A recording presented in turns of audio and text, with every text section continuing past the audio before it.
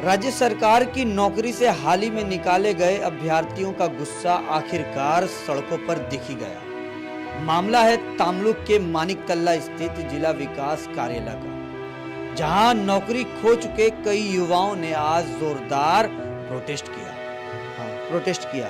प्रदर्शन कर रहे लोगों ने कार्यालय के मुख्य गेट पर ताला लगा दिया और किसी को भी अंदर जाने नहीं दिया। हालात इतने टेंस हो गए कि जिला विकास अधिकारी यानी डीआई को भी ऑफिस के अंदर जाने का परमिशन नहीं मिला। युवा प्रदर्शनकारियों का आरोप है कि बिना किसी ठोस वजह के उन्हें नौकरी से हटा दिया गया है। उनका कहना है कि जब तक उनकी मांगे नहीं मानी जाती तब तक ये आंदोलन जारी रहेगा।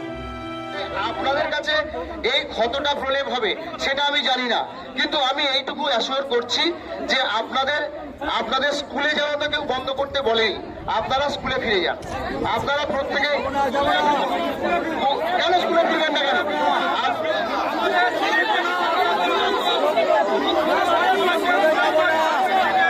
প্রতিশ্রুতি দিয়েছেন যে আমরা স্কুল যেতে পারবো, আমরা স্কুলে যেতে পারবো, স্কুলে যাওয়ার ক্ষেত্রে আমাদের কোনো বাধা নিষেধ থাকবে না এবং আমাদের স্যালারিটাও থাকবে। তো সেই ক্ষেত্রে কোনো রকম লিগ্যাল নোটিশ ছাড়া উনি কিভাবে প্রত্যেকটা স্কুলে গুগল সিট পাঠাচ্ছেন আমাদের স্যালারি বন্ধের জন্য? এটা আমরা কিভাবে মেনে নেব? যেখানে মুখ্যমন্ত্রী আমাদেরকে আশ্বাস দিয়েছেন, আমাদেরকে মানে আজকে কি পরিকল্পনা নিয়েছেন? আমাদের আজকে পরিকল্পনা, আজকে আমরা ডিআই অফিসকে আজকে আমরা কোনো মতেই খুলতে দেব না, আমাদের বেতন বন্ধ করা যাবে না, আর সরকারকে যোগ্যদের লিস্ট দিতেই হবে, মিরর ইমেজ বার করতেই হবে, যেভাবেই হোক। মুখ্যমন্ত্রী নেতাজি ইন্ডোর স্টেডিয়ামে এসে কি বললেন যে আপনারা ভলেন্টিয়ারি সার্ভিস দিন। আমরা কে ভলেন্টিয়ার? আমরা ভলেন্টিয়ার নই, আমরা যোগ্য শিক্ষক। আমরা আমাদের মেধার ভিত্তিতে সবকিছু একাডেমিক্সের ভিত্তিতে পরীক্ষা দিয়ে, ইন্টারভিউ দিয়ে, কাউন্সিলিং এর মাধ্যমে যোগ্যতার ভিত্তিতে নিযুক্ত হয়েছি।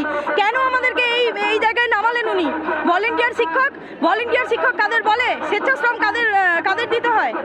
আমরা কেন স্বেচ্ছাশ্রম দেব? কেন ভলেন্টিয়ারি করব? আমাদের প্রত্যেকের পরিবার আছে, সংসার আছে।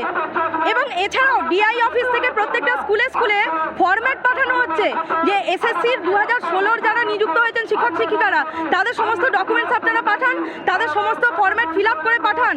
সেইগুলো এইচএমদের কাছে অলরেডি পৌঁছে গেছে। এটা কিসের জন্য ডিআই অফিস থেকে? এই ডিআই অফিসে তো আমাদের বারবার ভেরিফিকেশন হয়েছে, একবার নয় বহুবার হয়েছে। তালা তো এই কারণেই এই ডিআই অফিস আমাদের বারবার ভেরিফিকেশন করেছে, একবার নয় বহুবার।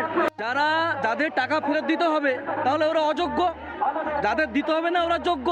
তাহলে যদি অযোগ্যদের বাদ দিয়ে তাদের জায়গায় যারা ওয়েটিং আছে তাদের পরীক্ষা নিক, আর আমরা তো যোগ্য, আমাদের রিপ্যানেল করে দিক। সোজা উপায়, এত সোজা উপায়। তাহলে এটা কেন হচ্ছে না? আজকে আমরা এই বয়সে অনেক শিক্ষক আছেন, অনেক অশিক্ষক কর্মী আছেন, তাদের বয়স 50 বছর, তারা এই বাচ্চাদের সঙ্গে পরীক্ষা দিতে পারবে? তখন পার্সেন্টেজ কত উঠতো? 60% তুলতো, 50% তুলতে মুখ দিয়ে রক্ত বেরিয়ে পড়তো। আজকে 90% পাচ্ছে। মানে অবিবেকের কত, তাদের সঙ্গে আমরা পারবো? আমরা রিটেনে পারে যাবো, কিন্তু একাডেমিকে কি হবে? এটা কোনো সিস্টেম? সভ্য দেশে সভ্য নাগরিকের পক্ষে এটা কি উচিত? তাহলে আমরা চাইছি সরকার যথাযথভাবে রিপ্যানেল করুক। আমরা যোগ্য শিক্ষক যোগ্যতা নির্ণয় করে আমরা স্কুলে যাব সিস্টেমেটিকভাবে। কোনোভাবে ভলেন্টিয়ার সার্ভিস দিতে আমরা রাজি নই, এটাই আমাদের দাবি, আপনাদের অনুরোধ। वहीं प्रशासन की तरफ से स्थिति को कंट्रोल में लाने की कोशिश की जा रही है। फिलहाल साइट पर पुलिस फोर्स तैनात कर दी गई है। प्रदर्शनकारियों को समझाने की लगातार कोशिश चल रही है। अब देखना ये होगा कि सरकार इस प्रोटेस्ट को कैसे हैंडल करती है और इन नौकरी खो चुके युवाओं की मांगों पर क्या फैसला लेती है।